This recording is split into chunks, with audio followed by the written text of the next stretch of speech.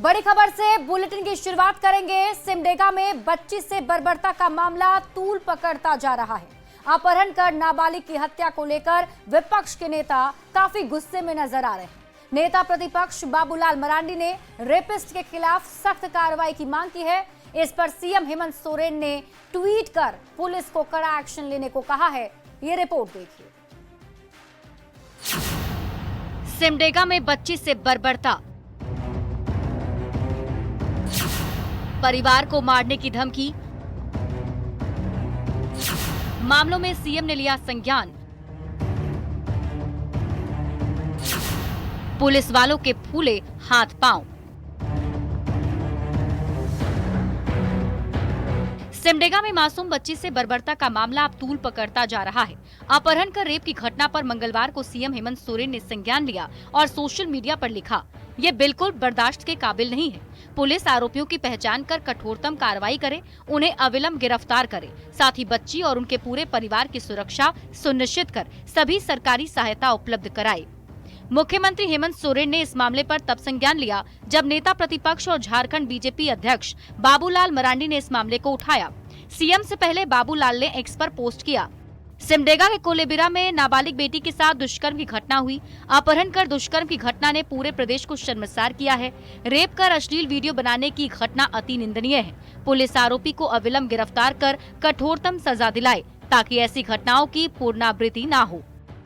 लेकिन जब कोई माननीय मुख्यमंत्री उस पर कार्रवाई के लिए स्थानीय प्रशासन को आदेश देता है, निर्देश देता है, तो एक सकारात्मक पहल है। सिमडेगा के कोलेबिरा प्रखंड में रेप की घटना हुई थी। 16 जुलाई की रात आरोपी ने अपहरण कर दुष्कर्म किया था। अश्लील फोटो और वीडियो दिखाकर रेप की घटना को अंजाम दिया था। 2 दिनों तक बंधक बनाकर नाबालिग के साथ गलत किया, जिसके बाद 19 जुलाई को पीड़ित लड़की भागकर घर आई और आप बीती बताई। घटना के आरोपी और पीड़िता दोनों नाबालिग हैं। पीड़ित और परिवार वालों को जान से मारने की धमकी भी दी जा रही है। सीएम के पोस्ट के बाद पुलिस और प्रशासन के हाथ पांव फूले हुए हैं। सिमडेगा की डीसी ने लिखा है, मामले में आरोपी की गिरफ्तारी कर ली गई है। बालिका और परिवार की सुरक्षा सुनिश्चित कराने के लिए सिमडेगा पुलिस को आवश्यक निर्देश दिए गए हैं। सहायता के लिए आवश्यक कार्रवाई आरंभ की गई है। मामला तूल पकड़ने के बाद सिमडेगा पुलिस भी हरकत में आई। पोस्ट कर बताया कि कोलेबिरा थाने में केस दर्ज की गई है। 20 जुलाई को कांड संख्या 65/25 दर्ज किया गया है। नाबालिग आरोपी को बाल सुधार गृह भेजा गया है। मेडिकल जांच के बाद पीड़िता का बयान भी दर्ज किया गया है। पीड़ित और परिवार की सुरक्षा के लिए कार्रवाई की जा रही है। दुष्कर्म की घटना को लेकर आगे की जांच जारी है। देखना है पुलिस बाकी आरोपियों के खिलाफ क्या एक्शन लेती है। सिमडेगा संवाददाता श्रीराम पुरी और रांची संवाददाता संजय सिन्हा के साथ ब्यूरो रिपोर्ट न्यूज़ 18। और अब बात करेंगे झारखंड में नशे पर नकेल की। अफीम की खेती के बाद ब्राउन शुगर के खिलाफ झारखंड पुलिस की मुहिम शुरू हो गई है। जांच में ये बात सामने आई है कि ब्राउन शुगर की सप्लाई अब बाहर या दूसरे राज्यों से नहीं बल्कि झारखंड के अंदर से हो रही है। झारखंड पुलिस के लिए ये बड़ी चुनौती साबित हो रही है। इस रिपोर्ट में देखिए। खेतों में लहलहाते ये फसल किसी अनाज की नहीं बल्कि जहर का है। ये उस जहर के पौधे हैं जिसे युवा पीढ़ी को नशे के नर्क में धकेलने के लिए तैयार किए जा रहे हैं। नक्सलियों के साथ साथ नशे पर नकेल कसने के लिए झारखंड पुलिस एक्शन तो ले रही है, लेकिन अफीम की खेती के बाद ब्राउन शुगर पुलिस के लिए बड़ी चुनौती साबित हो रही है, क्योंकि ब्राउन शुगर की सप्लाई अब बाहर से नहीं हो रही बल्कि झारखंड में ही अब इस जहर को तैयार किया जा रहा है। हमारा मेन फोकस था अफीम की खेती की रोकथाम, और इस पे हम लोगों ने मुख्य रूप से 3 जिलों पे फोकस किया था, खूंटी, रांची का देहाती क्षेत्र और चतरा, और तीनों जिलों में हमको अप्रत्याशित सफलताएं मिली। राजधानी रांची और दूसरे बड़े शहरी इलाकों में ब्राउन शुगर की खपत बढ़ गई है। युवाओं को तस्कर नशे की दलदल में धकेल रहे हैं। इस नेक्सस को तोड़ने में पुलिस कामयाब नहीं हो पा रही, लिहाजा नक्सलियों के साथ साथ केंद्र सरकार नशे के खिलाफ भी गंभीर है। 20 जुलाई को झारखंड आ रहे केंद्रीय गृह सचिव नशे के खिलाफ एक्शन को भी तरजीह देंगे, क्योंकि रांची के सुखदेव नगर, लोअर बाजार, कोतवाली में तस्कर काफी एक्टिव हैं। अरगोड़ा, लालपुर, जगन्नाथपुर, धुरवा के इलाकों में ड्रग्स पैडलर सक्रिय हैं। जमशेदपुर के भी शहरी इलाकों में ड्रग्स पैडलर चिंता का सबब बने हुए हैं। डीजीपी अनुराग गुप्ता भी मानते हैं कि इस मामले में और कड़ी कार्रवाई करने की जरूरत है। नो डाउट ब्राउन शुगर पहले था कि ब्राउन शुगर बाहर से झारखंड में आती थी। अभी हमें कुछ ऐसे क्लूज भी मिले और कुछ ऐसे तथ्य भी मिले जिससे प्रमाणित हो रहा है कि चतरा में भी ब्राउन शुगर का बनाने का प्रयास किया जा रहा है। साल 2025 में अब तक नशे के खिलाफ कुल 389 कांड दर्ज किए गए। नशे के काले धंधे से जुड़े 393 बदमाशों को जेल भेजा गया है। 2 करोड़ 76 लाख का गांजा, 3 करोड़ 32 लाख की अफीम जब्त की गई। 25 लाख के ब्राउन शुगर के साथ साथ 14 करोड़ का डोडा भी बरामद किया गया। भारी मात्रा में नशीली टैबलेट, सिरप और इंजेक्शन को भी जब्त किया गया है। कुल करीब 20 करोड़ के नशे के सामान को रिकवर किया गया और कार्रवाई आगे भी जारी है। अब देखना होगा कि पुलिस नशे के नेक्सस को जड़ से उखाड़ने में कब तक कामयाब होती है। रांची संवाददाता ओम प्रकाश के साथ ब्यूरो रिपोर्ट, न्यूज़ 18। और बढ़ते हैं अगली खबर की ओर। जामताड़ा में करमाटांड़ सिकर पोसनी पुल आखिरी सांसें गिन रहा है। पूरी तरह जर्जर हो चुका पुल किसी भी वक्त जानलेवा साबित हो सकता है। लोगों की शिकायत है कि स्थानीय विधायक इरफान अंसारी से सैकड़ों बार शिकायत करने के बावजूद इस पर कोई पहल नहीं हो रही। कभी भी बड़े हादसे में कई लोगों की जान जा सकती है। ये रिपोर्ट देखिए। पहला पिलर ऊपर, दूसरा पिलर नीचे, तीसरा पिलर धंसा हुआ, चौथा पिलर खड़ा, पांचवा पिलर टूटने के कगार पर, छठा पिलर गिरने के कगार पर और इन सभी पिलरों के ऊपर जर्जर स्लैब। जामताड़ा के करमाटांड़ सिकर पोसनी सड़क पर बना ये पुल आखिरी सांसें गिन रहा है, जो कभी भी किसी भी वक्त ना जाने कितने लोगों की सांसें छीन सकता है, जो इस मौत वाले पुल से सफर करते हैं। लगभग 30 से ज्यादा एक कतार में स्कूल जा रहे इन बच्चों की तस्वीर डराने वाली है। मौत वाले पुल से स्कूल जा रहे नौनिहालों को मालूम भी नहीं है कि जिन्होंने अभी कदम चलना शुरू ही किया है, उनके कदम कभी भी आखिरी सफर की ओर बढ़ सकते हैं। बच्चा पढ़ने लिखने आने जाने के लिए यही पुल है मात्र।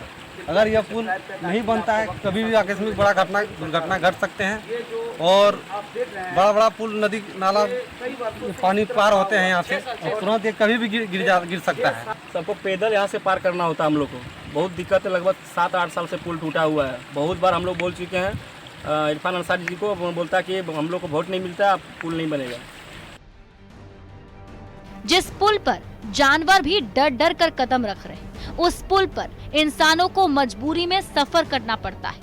पुल के नींव इतने कमजोर हो गए हैं कि छड़ बाहर निकल आया है। छड़ की तरह पुल की जान भी किसी भी वक्त बाहर निकल सकती है। पुल में लगे बालू, सीमेंट और गिट्टी कब का जल समाधि ले चुके हैं। अब क्या सरकार को इंतजार है इस पुल के प्रवाहित होने का? सियाटांड़ मोहनपुर के बीच से पुल जो है मैं बहुत पहले सेंक्शन कर दिया हूँ। 4.5 करोड़ लागत से वो पुल बनेगा। एक बार भी हो चुका है। करमाटांड़ सिकर पोसनी सड़क पर बनी पुलिया पूरी तरह जर्जर हो चुकी है। लगभग 6 साल से यही हाल है। नई सरकार तो बन गई, लेकिन नया पुल नहीं बन रहा। कभी भी इस पुल पर बड़ा हादसा हो सकता है। जिस पुल के जरिए लोग जान हथेली पर लेकर सफर करते हैं, स्थानीय विधायक का वादा है कि जल्द ही 4.5 करोड़ की लागत से सिकर पोसनी सियाटांड़ जोड़िया के बीच पुलिया बनेगी। अब देखना होगा विधायक जी का वादा किस साल पूरा होता है। जामताड़ा संवाददाता सुमन भट्टाचार्य के साथ ब्यूरो रिपोर्ट, न्यूज़ 18। धनबाद में मिलावटी मिठाई के धंधे का भंडाफोड़ हुआ है और इसे लेकर खाद्य सुरक्षा विभाग ने बड़ी कार्रवाई की है। इस रिपोर्ट में देखिए।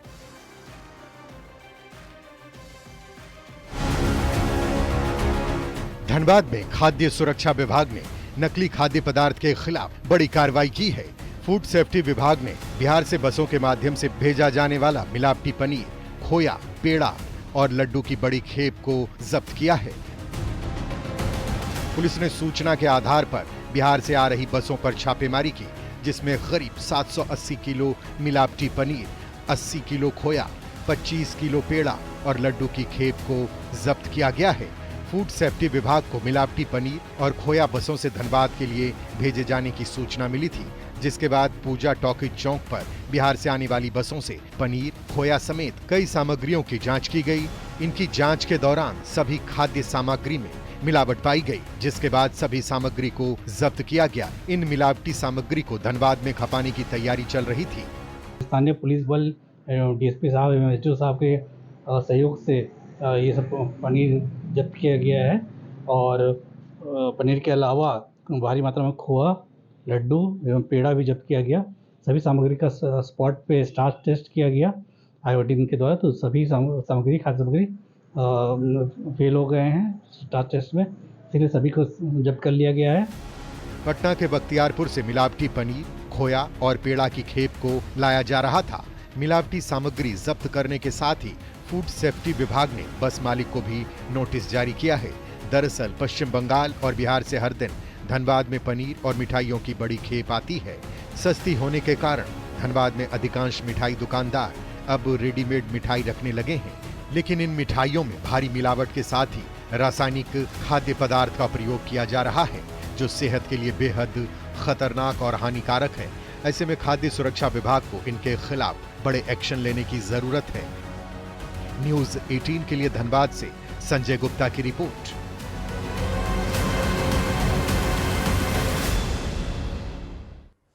और इस बीच रुक कर लेते हैं बड़ी खबर की ओर। सरायकेला खरसावा से आपको इस वक्त की बड़ी खबर बता रहे हैं। नक्सलियों की बड़ी साजिश को नाकाम किया गया है। 1.5 केजी के 12 केन आईडी बरामद किए गए हैं। दलभंगा के नीमडीह के पहाड़ी इलाके से बरामद की हुई है। सुरक्षा बलों ने केन आईडी को डिफ्यूज कर दिया है। नक्सलियों का इरादा था इन विस्फोटकों से सुरक्षा बलों को नुकसान पहुंचाने का, लेकिन सुरक्षा बलों की टीम ने पहले इसे बरामद कर डिफ्यूज कर दिया है।